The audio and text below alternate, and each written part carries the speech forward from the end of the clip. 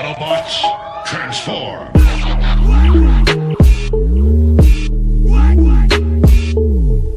What's up, everybody? Welcome to George Reviews. I am the 80s Transformers fan, and I'm reviewing Spider-Man figures, oddly enough, and Marvel Legends Build-A-Figure. This is the Kingpin Build-A-Figure wave, and this is Marvel's Puma. The figure from this wave I know absolutely nothing about. I wish I could say he was really cool, really awesome. He's already some nice sculpted in details on him, some good paint work. Looks like he comes with the torso to the Kingpin, so you gotta have this guy. No getting around it. Well, I guess technically you gotta have everybody, but anyway, but you gotta have the torso. So he's packaged in this window box packaging, standard stuff from Marvel Legends from Hasbro. In front of the box it obviously says Marvel Spider-Man, Marvel's Puma. Side of the box is some artwork for him. I don't know why he want to keep it reminding me of a low budget Sabretooth, but here he is on the side of the box. Here is a product shot of him on the back of the box. The entire wave and everybody you need and what piece they come with right here for the Kingpin. And obviously, I think everybody wants or has this wave for the Kingpin. Alright, so I don't know much about this guy. This bio, however brief it is, gives me a lot more knowledge than I had before. It says the genetically engineered Thomas Fireheart can transform himself into a half mountain lion, half human known as the Puma. I just remember this guy from the 80s, like back in the Transformer days, because I remember him being in a comic book with Spider-Man. I was a huge Spider-Man fan, so he dates all the way back to the early 80s. At least that's just my knowledge of him outside the bio. And I remember that because I was collecting Transformer comics at the time, and Spider-Man had on the black suit, and he had on the black suit against Megatron, he had on the black suit against this guy. So I kind of associate that together. But other than that, I really don't know nothing about this guy. I know he has like superhuman strength, and sometimes he's on Spider-Man's side, sometimes he's not, like most Spider-Man villains, except for maybe like Carnage or whatever. But he tends to befriend everyone. So I'm going to get this guy open. And if it wasn't for the Kingpin part in here with this guy, due to the fact that I don't know that much about him, there's not much fanfare about him, I would not have this guy. But I need the Kingpin part. Hope he's pretty cool, but most likely he's going to get resold once I get this thing open and reviewed and build the Kingpin. So I'm going to take Puma out and see if I can stand him just like he's packaged. Or no. Yep, got him standing there. And the Kingpin torso. Let's take a quick look at that. Apparently the jacket is removable, which is very nice, revealing the vest underneath. Purple tie, 3 gold buttons, black shirt, and a white body cast. There is an abdomen articulation there, and I'll save that for the Kingpin review. It's kind of huddled out. So on to the Puma. I mean, he looks, the sculpt is pretty cool, and the paint work looks pretty good. He's just not the type dude for me. It kind of looks like the Cowardly Lion a little bit, but not so cowardly. So get him straightened out here, and let's see what we got. And he kind of looks like a poor man's Sabretooth.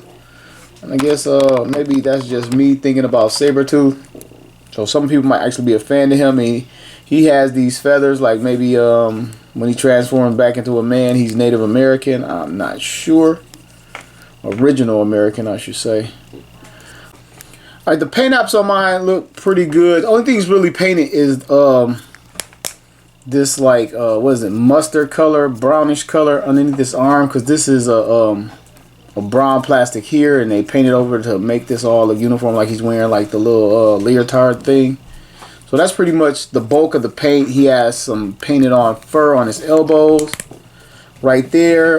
He has a separate belt piece. I think it's glued into place.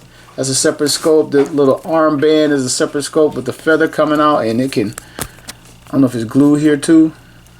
If it's not glued, it's on there very, very tight. The necklace is obviously a separate sculpted piece, the bones or whatever, the teeth. And on his legs, these little pieces here are a separate piece. They're like the same mustard color plastic painted gold, and then a wash over to give the fur multi-dimensional effect, 3D effect, my bad. His toes are well sculpted, like animal, wolf, puma feet or whatever. Claws, hands are sharp. And that face, open mouth, painted tongue, painted teeth. That's pretty cool in there. The eyes look good. Eyebrows look good. I mean, for what's here, I mean, he's just not my cup of tea, but this is a good looking figure, I'll tell you that. So let me run down Puma's articulation. His head, it bobbles back and forth. Obviously, he can look up this far, down this far, a lot of way down. He can go way down with it, which is awesome. So he can get some pouncing going on. And he has side to side, which I showed you. Well, not even trying. Head 360s coming to his arm. It's a little clicking in there. Hear that? Which is pretty cool. Some of these figures sound like they have a ratchet in them. Some of them don't. 360s right there. Has the bicep swivel. Double hinged elbow there. Bring it up this far. Coming to his wrist at 360s. And he has the hinge there for the clawing effect.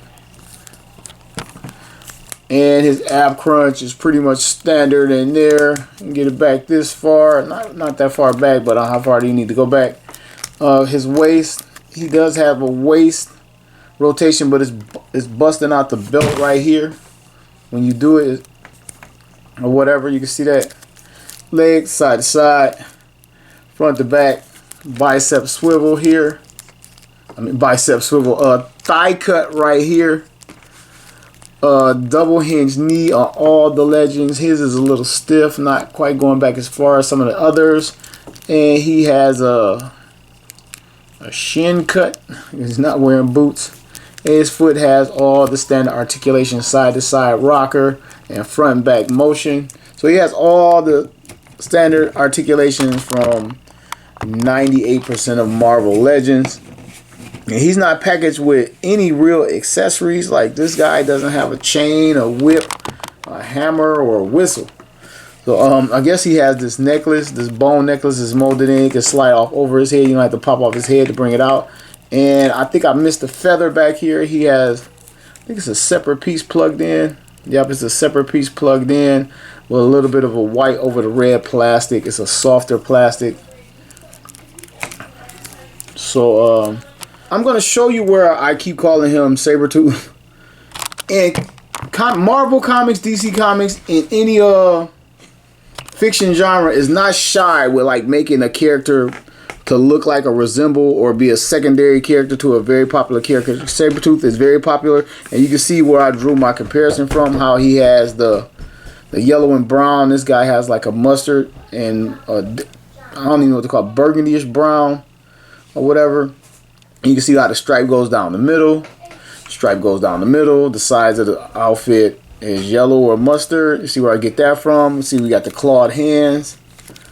Clawed hands. See where I got that comparison from. He's wearing the necklace. He's wearing the fur around his neck. They both got the teeth coming out of their mouth with the bushy eyebrows and a feral look on their face. So you can see where I drew that, even though if you don't agree with me about them looking that similar, but you can see where it pops into my mind from. And then he has like the little blades here. The man has the tuft of fur there. So, and like I say, they're not shy with cloning the figure and trading on the property to look like somebody else intentionally.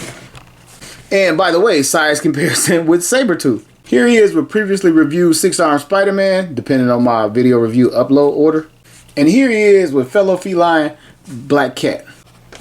Alright, so the Puma is a pretty cool looking figure, I'll tell you that. Just not my cup of tea, and I'll probably try to resell this guy, get some money back off of him, because I don't collect just every damn thing. I wanted to build a Kingpin, and I didn't want to just buy the King. I could have just bought the Kingpin off some websites or whatever, loose. But I like hunting the toys, and I like getting them, and I like putting it together. So obviously this is a process, but this guy's going to be leaving. But he is a nice figure. So thank you for watching George Reviews. I am the 80s Transformer fan, and you just watched a review where even this toy that I don't know has its own story.